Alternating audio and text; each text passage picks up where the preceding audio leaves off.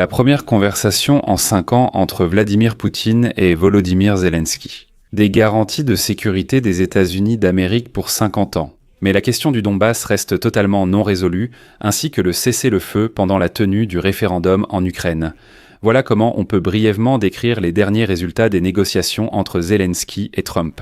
Et comme le rapporte aujourd'hui Fox News, à la suite des négociations, le premier appel téléphonique en plus de 5 ans entre le président ukrainien et Vladimir Poutine pourrait avoir lieu prochainement. C'est précisément cet objectif que Donald Trump se serait fixé lui-même afin d'apparaître comme le diplomate le plus accompli au monde. Dans le même temps, Zelensky, après les négociations, est convaincu que Trump soutiendra l'Ukraine si Poutine ment à nouveau et ne respecte pas les accords de paix. Trump a aussi promis d'étudier l'octroi de garanties de sécurité à l'Ukraine, non pour 15 mais pour 50 ans. En même temps, la question du Donbass reste non résolue. Et Zelensky affirme que l'idée d'une zone économique libre est encore en discussion et qu'il n'y a pas encore de vision détaillée à ce sujet. L'assistant de Poutine, Yuri Utchakov, a affirmé que Trump et Poutine ne soutiennent pas en même temps la proposition euro-ukrainienne d'un cessez-le-feu temporaire avant un accord de paix en Ukraine. Et Moscou estime que Kiev doit prendre d'urgence une décision concernant le Donbass. Néanmoins, veuillez noter que Donald Trump n'a plus appelé Poutine après les négociations à Mar-a-Lago, bien qu'au Kremlin, je le rappelle, on affirmait haut et fort qu'un tel appel aurait certainement lieu à l'issue des négociations avec Zelensky. Faisons ensemble le point et discutons de la manière dont le processus de négociation va évoluer en nous basant sur les déclarations que nous avons déjà entendues. En effet, les Européens prévoient déjà de se rendre en janvier chez Donald Trump, à Washington, afin de finaliser tous les documents. Je m'appelle Igor Alexei Pesci. Discutons ensemble de ce sujet, mais avant de commencer, je vous demande de vous abonner à cette chaîne, de mettre un like, d'écrire n'importe quel commentaire sous cette vidéo, et surtout de vous abonner à ma chaîne Telegram Peachy News. Le lien est dans la description de la vidéo. Nous publions les infos en temps réel dès leur arrivée. Alors, la nouvelle la plus retentissante de ce matin. Les négociations entre les présidents des États-Unis et de l'Ukraine, Donald Trump et Volodymyr Zelensky, pourraient amener à des pourparlers. La première conversation téléphonique en plus de 5 ans entre le dirigeant ukrainien Volodymyr Zelensky et le dictateur russe Vladimir Poutine. Fox News a rapporté cela, citant une source bien informée de la Maison-Blanche. Selon lui, l'organisation de négociations téléphoniques directes entre les dirigeants des deux pays en guerre serait une victoire diplomatique pour le président américain. Citation. Trump semble être le médiateur le plus efficace car tous deux, Poutine et Zelensky, se perçoivent mutuellement de manière émotionnelle et c'est un défi pour Trump. La suite. Cette source a rappelé que les présidents russes et ukrainiens ne se sont pas parlé depuis juillet 2020 lorsque Kiev a mené une opération contre les mercenaires du groupe Wagner, les attirant en Biélorussie. Volodymyr Zelensky a plusieurs fois tenté, selon Fox News, de joindre Vladimir Poutine par téléphone, mais celui-ci a toujours refusé. Et ensuite, il est amusant que, selon Fox News, la Maison-Blanche soit convaincue qu'il y avait une possibilité de négociation directe entre Vladimir Poutine et Volodymyr Zelensky en août et septembre 2024. Mais, à ce moment-là, l'Ukraine a envahi la région de Koursk, et Poutine a alors changé d'avis et a refusé de parler à Zelensky. Je vous donne cette information pour que vous compreniez le niveau d'engagement de la chaîne Fox News. Je rappelle qu'également, le 28 décembre, Volodymyr Zelensky a rencontré Donald Trump pour la 3e fois. Le chef de la Maison-Blanche a appelé Vladimir Poutine et parlé avec lui 2 heures. Malgré cela, le président américain a qualifié la rencontre avec le président ukrainien d'extraordinaire. Et selon lui, un accord a été trouvé sur 95 points du plan de paix. Cependant, le problème du Donbass reste toujours non résolu, car Poutine exige le retrait de toutes les troupes ukrainiennes de cette région. Mais Zelensky, bien sûr, n'est pas d'accord avec cela. Donald Trump a aussi affirmé que la Russie prétendait participer à la reconstruction de l'Ukraine. Et maintenant, je vais citer une déclaration absolument stupéfiante de Donald Trump. La Russie veut que l'Ukraine réussisse. Cela semble un peu étrange, Poutine est très généreux pour permettre à l'Ukraine de se reconstruire, il est prêt à fournir de l'électricité bon marché. Eh bien, je ne sais pas comment réagir à une telle déclaration de Donald Trump.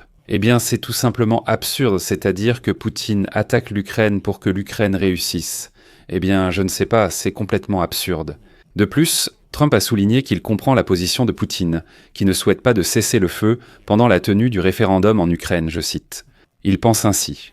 Ils mènent des actions militaires, puis ils devront s'arrêter, et ensuite peut-être recommencer. Et il ne veut pas se retrouver dans une telle situation. Je comprends sa position, mais en ce qui concerne les négociations entre Zelensky et Poutine, à Moscou, ils affirment qu'aucun appel téléphonique n'est prévu entre Volodymyr Zelensky et Vladimir Poutine pour le moment.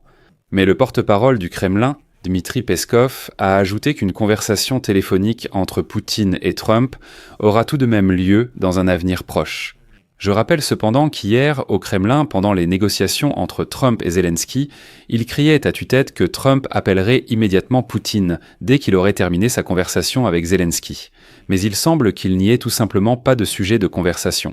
Pourquoi donc ? Eh bien parce que, comme l'a précisé Zelensky lui-même, le document préparé en 20 points est prêt à environ 90%, et il reste 2 points clés non résolus, je cite. Il s'agit de la centrale nucléaire de Zaporijia, de son mode de fonctionnement, et de la question des territoires.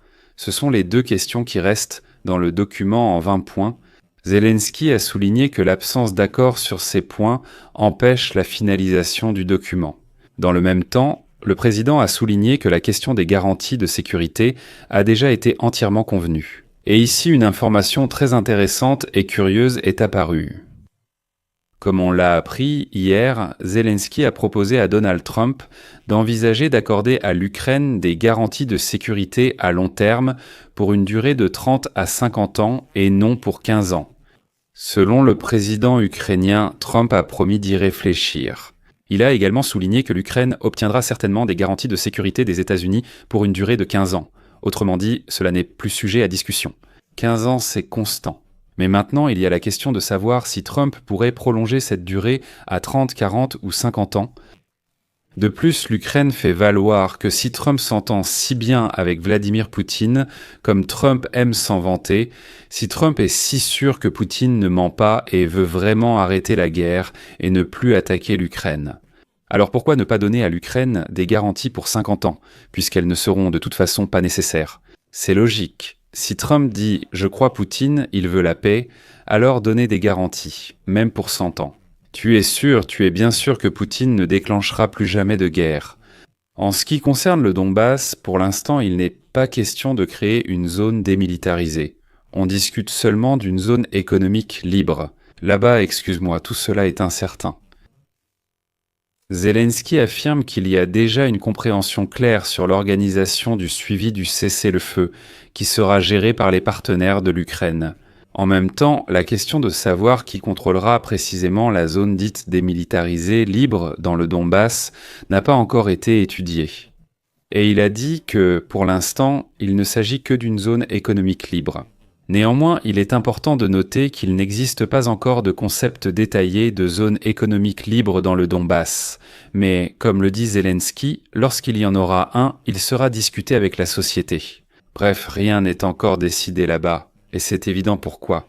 Poutine s'entête et crie non, que les forces armées ukrainiennes quittent complètement ces territoires. Je vais maintenant citer Zelensky. Le retrait du Donbass n'est pas nouveau, les Russes l'ont toujours voulu. Dans leur rêve rose, ils voudraient que nous n'existions plus du tout sur l'ensemble du territoire de notre pays, et ces rêves ne datent pas d'hier. Mais nous avons notre terre, notre intégrité, notre État et nos intérêts. Nous agirons conformément aux intérêts de l'Ukraine. Que va-t-il se passer ensuite ? À cette question, aujourd'hui, le président français Emmanuel Macron y a répondu indirectement, oui, non et directement. Le président français a annoncé des progrès sur les garanties de sécurité pour l'Ukraine. En janvier, chaque pays de la coalition des déterminés, au nombre de 30, verra sa contribution définie, selon lui. Et après cela, les Européens, accompagnés de Zelensky, se rendront à Washington pour rencontrer Trump afin de finaliser tous les accords. Mais Macron a aussi révélé un détail intéressant. Il s'avère qu'hier, après la conversation avec les Européens, Trump et Zelensky ont encore discuté en tête-à-tête pendant un certain temps. Le format était 2h40 de discussion en délégation, puis environ 1 heure en visioconférence avec les Européens. Et après cela, Trump est encore resté un certain temps avec Zelensky. En privé, ils ont parlé, puis assisté à la conférence de presse que nous avons analysée hier sur cette chaîne YouTube. Si jamais vous l'avez manqué, regardez-la absolument, parce qu'elle avait l'air assez optimiste, c'est-à-dire qu'au moins, Trump n'a pas critiqué Zelensky. Et après cela, Zelensky a déclaré qu'après cela, les Européens arriveraient à Washington en janvier. Et lorsque la position commune sur les garanties de sécurité, sur la paix en Ukraine, etc. sera convenue, alors l'Ukraine sera prête à des contacts avec les Russes. Eh bien si, bien sûr, Poutine, excusez-moi, n'a pas peur, comme toujours, de rencontrer, mais il aura peur, eh bien c'est en principe la nature, l'essence, excusez-moi, même de Vladimir Poutine. Déjà en mai, il criait qu'il fallait se rencontrer, puis il a eu peur et n'est allé nulle part. Et finalement, Volodymyr Zelensky a déclaré que les États-Unis étaient prêts à soutenir l'Ukraine si la Russie refusait l'accord de paix et poursuivait la guerre. Citation, pas d'alternative à la paix. Nous pensons avec les Américains que nous avons une seule position ici. La guerre doit être terminée diplomatiquement, il faut faire pression sur la Russie. Je vais m'arrêter ici. Donnez votre avis, écrivez vos conclusions dans les commentaires sous cet épisode. Les amis, si cet épisode vous a semblé intéressant et utile, vous pouvez remercier le travail de cette chaîne YouTube par un don ou un abonnement payant via les liens et coordonnées indiqués. Dans la description de cette vidéo, il est écrit « Soutenir la chaîne Alexei Petchii ». Il existe diverses plateformes telles que Patreon, Buy Me a Coffee, PayPal, les coordonnées bancaires et les portefeuilles crypto. Donc choisissez le format qui vous convient le mieux. Merci pour tout ce soutien, c'est tout pour aujourd'hui. Prenez soin de vous, à bientôt.